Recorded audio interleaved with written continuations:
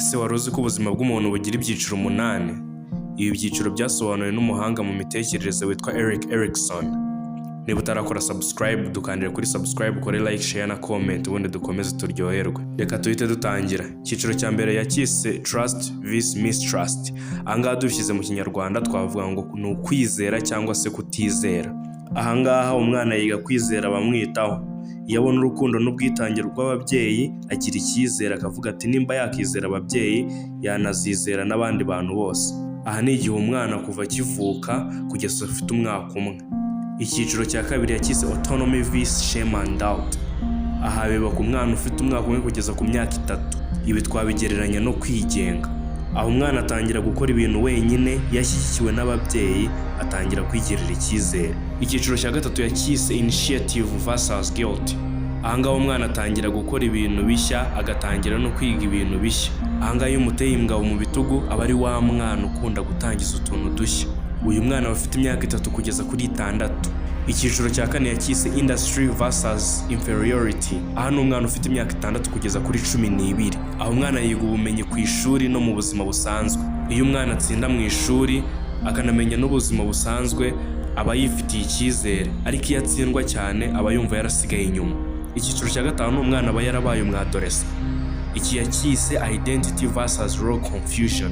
Ikibazo kiba gikomeye cyane umwana aba yibaza ati ese ndinde? Abatangiye kwibaza ese ninkura nzakora iki?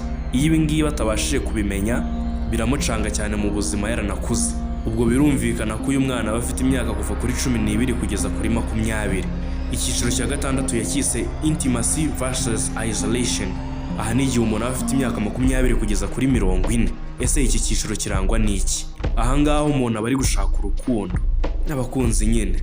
Iyo urwo rukundo atabashije kurubona aba yumva yigunze ndetse ameze nk'uri mu kato. Icyiciro cya 7 yakise Generativity vs Stagnation.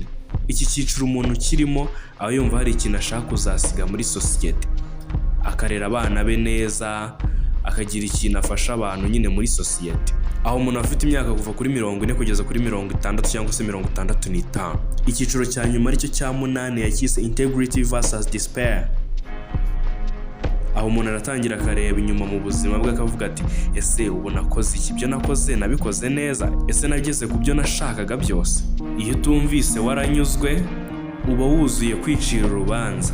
Ibi byiciro 8 bya Erik Erikson bigaragaza ko ubuzima ari urugendo rwuzuye ubuvumbuzi ariko wikorera wowe uri kwivumbura. Rero wowe uri mu kihe cyiciro? Ese wamenye ibyo ugomba kuzagikoramo? Nimba wabimenye kanda kuri subscribe, like, share na comment. Niba ibi byiciro 8 bya Erik Erikson wabyumvise neza, birumvikana ko nimba uri umubyeyi cyangwa se niba uri umuntu uri kunyura muri ibi byiciro uwo ari we wese, wagombye kumenya icyiciro urimo n'ibyo ugomba kugikoramo, hato bitazarangira wicujije. Zitekereza nuba warabaye umusaza ukazajya utekereza ibintu byose wanyuzemo mu buzima bwawe, ukazajya usubiza amaso inyuma ukareba ubuzima bwawe ukuntu wagiye ubugenza, icyo wagiye ubumaza.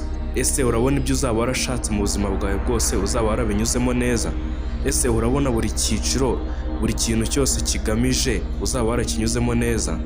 Niba uzi icyiciro urimo, tangira ukora ibijyanye n'icyiciro cyawe, cyangwa ushobora no gusanga uri gukora mu byo wakagombye kuba warakoze mu cyiciro cyashize, cyangwa se ugasanga uri gukora ibiri mu cyiciro kizaza. Ku babyeyi bafite abana, kuko ibintu byose dukora twarakuze biremwa tukiri abana byinshi.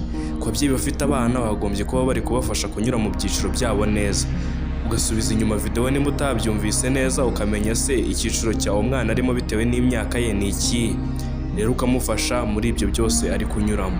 Nawe niba uri umusore cyangwa inkumi, menya icyiciro cyawe, umenye ibyo ugomba gukora mu cyiciro cyawe kandi ubikore neza, hato bitazarangira warabaye umusaza ukazajya usubiza amaso inyuma ukabona uri kwicuza, ukabona nta kintu wasize muri societe, ukabona nta kintu wafashije abana bawe, ukabona warigunze, ukabona ubuzima bwawe bwuzuye kwicuza gusa.